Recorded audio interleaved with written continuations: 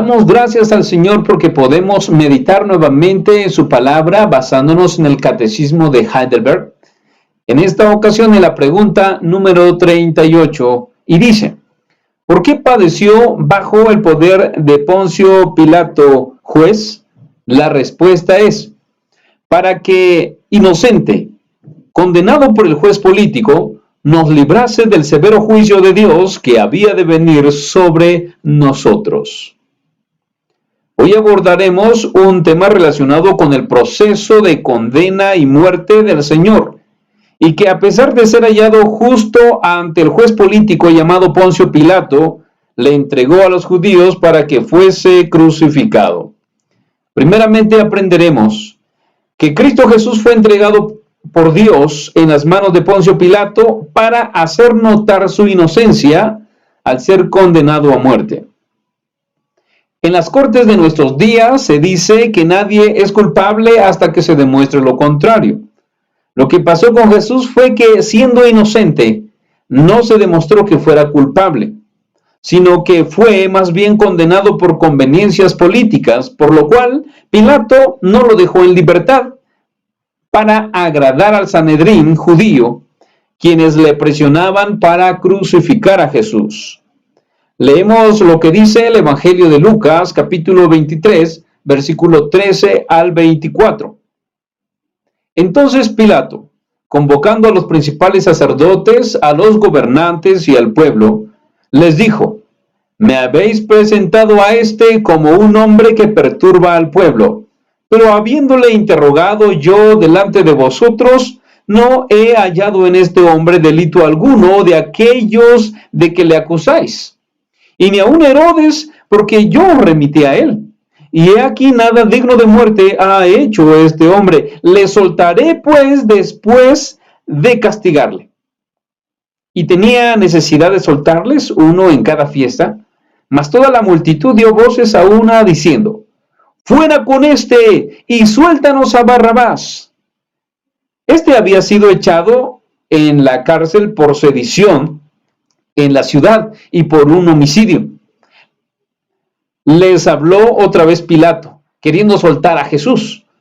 Pero ellos volvieron a dar voces diciendo: ¡crucifícale! ¡Crucifícale!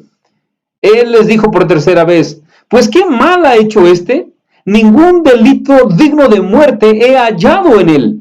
Le castigaré pues y le soltaré. Mas ellos instaban a grandes voces pidiendo que fuese crucificado. Y las voces de ellos y de los principales sacerdotes prevalecieron. Entonces Pilato sentenció que se hiciese lo que ellos pedían. Poncio Pilato era gobernador romano en Judea. Por tal razón, él fue quien llevó a cabo el juicio en relación a Jesús, y aunque no encontró ningún delito en Jesús, hizo lo que los principales sacerdotes, gobernantes y el pueblo le pedían. Es decir, que le crucificaran. En otras palabras, pedían la muerte de Jesús. La muerte de Jesús ante Pilato y los judíos es conocida como un asesinato legalizado, como aquella ley de aborto donde, queriendo matar a tantos bebés, se aprueba esta ley. En fin, un proceso político donde los intereses de los funcionarios, como en el caso de Pilato, se deja ver claramente. Lo que hemos de enfatizar en la inocencia de Jesús es que tanto los judíos como Poncio Pilato, aun sabiendo que era inocente, procedieron a condenarlo. Lo que podemos ver siempre en la injusticia humana es que en cada acto de injusticia de parte nuestra, la justicia de Dios se hace evidente. No hay ningún acto de injusticia que quede oculta ante los ojos de Dios. Jesús sabía que no había nada de lo que le pudieran inculpar. Todo lo había hecho bien. Vino para cumplir la ley perfectamente y no para abolirla o violarla. Y lo sorprendente es que aún siendo inocente, Jesús no dijo nada para defenderse o demostrar su inocencia. Al contrario, enmudeció y no abrió su boca para querer justificarse ante sus acusadores. notamos el amor por su pueblo. Es también notorio ver cómo los judíos usan la ley para condenar a Jesús. Y la pregunta es, ¿consiguieron los judíos condenar a Jesús usando la misma ley de Dios, la ley judía, la ley que habían recibido de Moisés? Aparentemente sí lo hicieron, pero en realidad no fue así. Recordemos que la ley condena a quien no la cumple, ya que si nosotros cumplimos 9 y fallamos un mandamiento, fallamos en todos. Pero ¿cómo condenaría la ley a Jesús si él cumplió toda la ley? Al contrario, la condena fue para aquellos quienes, siendo intérpretes de la ley, usaron la ley a su conveniencia, ajustándola a sus intereses para condenar a un inocente. Y al igual Pilato, siendo un ejecutor de la ley romana, no cumple su propia ley y pues no ejerce autoridad ni justicia, sabiendo que Jesús es inocente y por lo tanto la misma ley de Dios también lo condena. Vemos claramente que cuando conocemos y usamos mal la palabra de Dios, la ley de Dios, al igual que aquellos judíos, en vez de restaurar al prójimo, lo condenamos sin misericordia, haciéndonos así más justos que los demás, lo cual es pecado. También percibimos a un Pilato dejándose llevar por la multitud, pues no es la intención de los líderes religiosos soltar a Jesús. Aparentemente notamos aquí a un Pilato justo que quería soltar a Jesús, pero él era un político muy corrupto. Su intención iba más allá de ser un buen gobernador de Judea. Más bien notamos la astucia política de Pilato, ya que este proceso judicial llevado a cabo contra Jesús no era de mucho significado para los romanos, pues Jesús no era un ciudadano romano a quien estaban enjuiciando. Es sorprendente ver en esta escena de Jesús frente a los principales sacerdotes, saduceos, fariseos y el pueblo judío, además de Pilato, que ellos estaban condenando al único, escuchamos bien, al único que podía librarlos de condenación, al único que podía justificarlos para no sufrir la ira de Dios. Lo que parecía ser un acto de justicia de parte de los judíos y de Pilato se convirtió en la condena de sus propias vidas, pero resultó en salvación para los que creyendo en Jesús el Señor somos perdonados. También podemos leer en el Evangelio de Juan, capítulo 19, versículo 4, el cual narra el testimonio de Pilato sobre la inocencia de Jesús y dice: entonces Pilato salió otra vez y les dijo: mirad, os lo traigo fuera para que entendáis que ningún delito hallo en él. Y continúa diciendo Juan en los versículos posteriores, del 12 al 16. Desde entonces procuraba Pilato soltarle, pero los judíos daban voces diciendo: si a este sueltas, no eres amigo de César. Todo el que se hace rey, a César se opone. Entonces Pilato, oyendo esto, llevó fuera a Jesús y se sentó en el tribunal, en el lugar llamado el Enlosado, y en hebreo Gabata. Era la preparación de la Pascua y como la hora sexta. Entonces dijo a los judíos: he aquí vuestro rey. Pero ellos gritaron: fuera, fuera, crucifícale. Pilato les dijo: ¿a vuestro rey he de crucificar? Respondieron los principales sacerdotes: no tenemos más rey que César. Así que entonces lo entregó a ellos para que fuese crucificado. Tomaron pues a Jesús y le llevaron. Tanto la ley judía y la ley romana apuntaban a la inocencia de Jesús.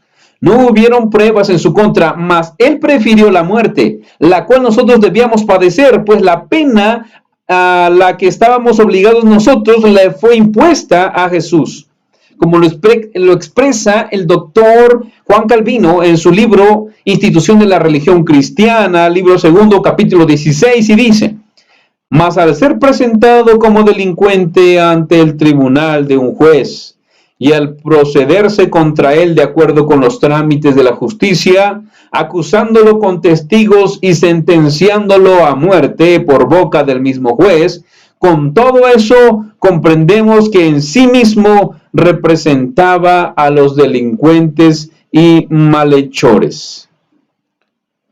Un segundo punto que estudiaremos hoy es que aunque fue condenado injustamente y no abrió su boca, lo hizo para que nos librase del severo juicio de Dios que había de venir sobre nosotros. Como expresaba Juan Calvino, que Jesús representaba a los delincuentes y malhechores. Lo que él está diciendo es que somos nosotros, esos delincuentes y malhechores, pecadores merecedores del castigo eterno de Dios por nuestro pecado original, el cual nos aleja de la gloria de Dios. Como bien lo expresa el profeta Isaías en el capítulo 53, versículo 4 al 5, el cual dice: ciertamente llevó él nuestras enfermedades y sufrió nuestros dolores, y nosotros le tuvimos por azotado, por herido de Dios y abatido. Mas el herido fue por nuestras rebeliones, molido por nuestros pecados. El castigo de nuestra paz fue sobre él, y por su llaga fuimos nosotros curados. El verbo que usa Isaías para decir que él llevó nuestras enfermedades es el verbo hebreo que hace referencia para sacar o levantar algo del suelo o del lodo o del lugar en el que esté. Es elevarnos a una condición que no teníamos, del polvo a la gloria, de la condenación a la libertad, de la muerte a la vida eterna, del estiércol para sentarnos con los príncipes de su pueblo.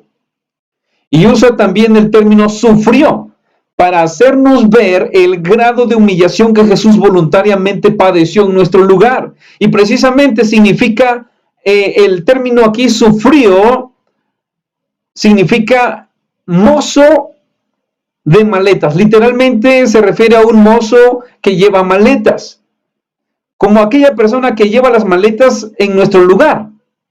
Así él sufrió lo que debíamos sufrir nosotros por nuestros pecados, pues fue herido, humillado y castigado inocentemente para que la ira de Dios recayera sobre él y sobre nosotros la paz, la reconciliación con el Padre, y seamos llamados hijos de Dios para gloria de Dios Padre. El apóstol Pablo en 2 de Corintios capítulo 5 versículo 21 escribe acerca del costo de nuestra justificación y dice: al que no conoció pecado, por nosotros lo hizo pecado, para que nosotros fuésemos hechos justicia de Dios en él. La Biblia nos enseña que todos nosotros somos pecadores y que no hay nadie sin pecado, y que todas nuestras justicias, es decir, portarnos bien, dar limosnas, saber mucho de la Biblia, dar mis diezmos, no fumar, no tomar, ser un buen esposo, ser una buena esposa, y etcétera, etcétera, etcétera, no fueron, ni son, ni serán suficientes para que nosotros seamos salvos de la ira venidera, o para que Dios nos deje entrar a su reino celestial. Por eso Pablo dice: por nosotros lo hizo pecado, y con esto se refiere a que Jesús está tomando un lugar que no es suyo, sino el nuestro, y fue castigado por nuestros pecados, el justo por los injustos, para que por su justicia nosotros seamos declarados justos, no por nuestras justicias o por la lista que ya mencioné, sino por lo que Cristo hizo en la cruz. Es por él que tenemos entrada ante el Padre Celestial y ser salvos eternamente. Y en Gálatas capítulo 3 versículo 13 encontramos lo siguiente: Cristo nos redimió de la maldición de la ley, hecho por nosotros maldición, porque está escrito: maldito todo el que es colgado en un madero. Cuando desconocemos lo que implica morir en una cruz, pasamos por alto lo que la Biblia dice acerca de Cristo. ¿Por qué la Biblia dice que Cristo fue hecho por nosotros maldición? Citando nuevamente al doctor Juan Calvino, quien dice lo siguiente: la cruz era maldita, no solo según el parecer de los hombres, sino también por decreto de la ley de Dios. Por tanto, cuando Jesucristo fue puesto en ella, se sometió a la maldición, y fue necesario que así sucediese, que la maldición que nos estaba preparada por nuestros pecados fuese transferida a él, para que de esta manera quedáramos nosotros libres. Por tanto, Jesucristo, para cumplir con su oficio de redentor, ha dado su alma como sacrificio expiatorio por el pecado, a fin de que toda la maldición que nos era debida por ser pecadores dejara de sernos imputada a nosotros al ser transferida a él. ¡Cuán grandes dolores sufrió nuestro Señor!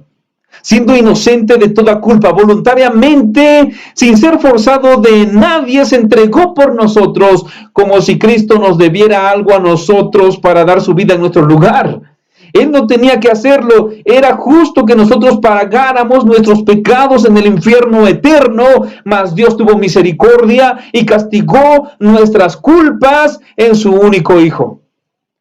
El célebre y erudito Jonathan Edwards dice lo siguiente en su obra La agonía de Cristo.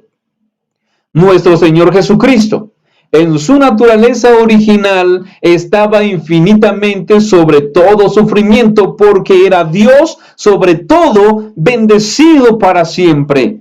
Pero cuando se hizo hombre, no solo fue capaz de sufrir, sino que participó de esa naturaleza que es notablemente débil y expuesta al sufrimiento. Fue esta naturaleza, con toda su debilidad y exposición a los sufrimientos, que Cristo, que es el Señor Dios omnipotente, tomó sobre él. Por lo que toda su vida se llenó de sufrimiento, comenzó a sufrir en su infancia, pero su sufrimiento aumentó cuanto más se acercaba al final de su vida.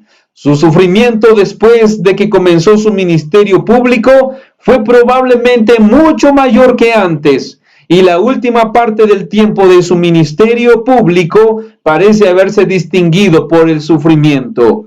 Cuanto más tiempo vivía Cristo en el mundo, más lo odiaban. Sus enemigos estaban cada vez más enfurecidos por la continuación de la oposición que hizo a sus deseos. Y el diablo ha sido a menudo desconcertado por él, se enfureció cada vez más y fortaleció la batalla cada vez más contra él. De modo que la nube sobre la cabeza de Cristo se hizo más oscura y oscura mientras viviera en el mundo, hasta que fue en su mayor negrura cuando fue colgado sobre la cruz y gritó: Dios mío, ¿por qué me has abandonado? Estimados oyentes y hermanos, no podemos expresar con palabras humanas lo que Cristo padeció por nosotros.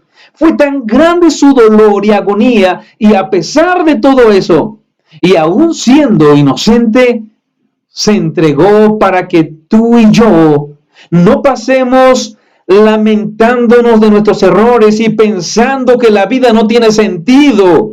¿Cuántos vivimos arrastrando y viviendo en nuestro pasado, pensando en lo que pudieron haber hecho o lo que pudimos haber hecho y no lo hicimos?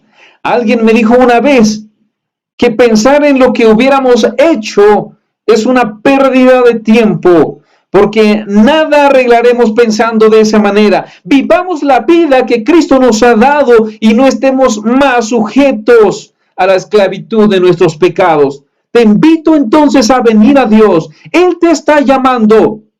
Porque Él te está llamando, entonces puedes venir a Él. Si oyeres hoy su voz, no endurezcas más tu corazón. Cree en el Señor Jesucristo y serás salvo tú y tu casa. A Dios sea la gloria eternamente y para siempre. Amén.